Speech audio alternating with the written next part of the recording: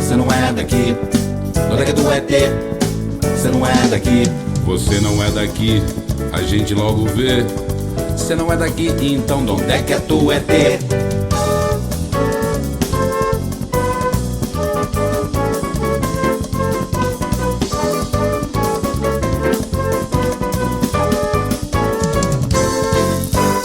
De que planeta que você veio? Será que lá todo mundo é assim tão feio? Afinal ET, me diga lá a que tu veio. De que planeta que você veio?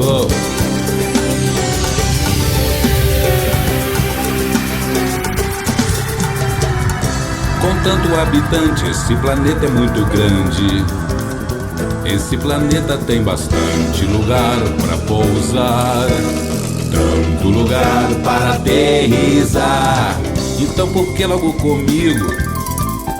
Então por que comigo justo eu fui ficando sem assunto, com uma cara de idiota? Esse contato imediato com esse ET meio maluco, com esse ET meio caboclo, com esse ET meio matuto acampado.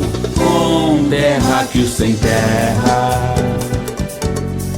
a reforma agrária é um problema nesse planeta, Que por ironia, conhecido por terra, conhecido.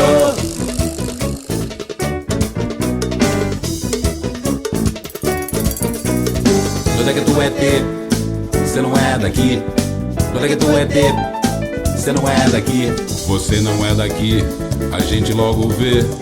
Você não é daqui, então de onde é que tu é ET?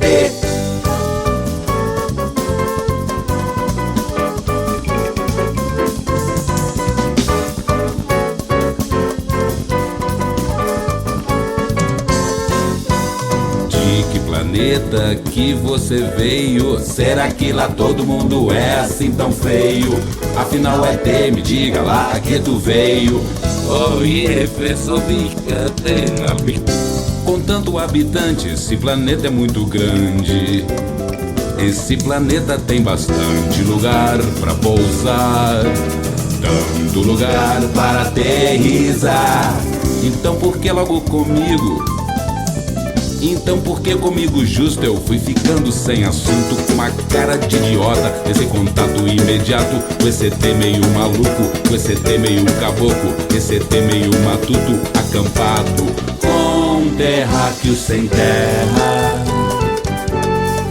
a reforma agrária é um problema nesse planeta, Que por ironia, conhecido por terra, conhecido por terra. E os terráqueos sem ela, a reforma agrária é um problema nesse planeta, que por ironia, conhecido por terra, conhecido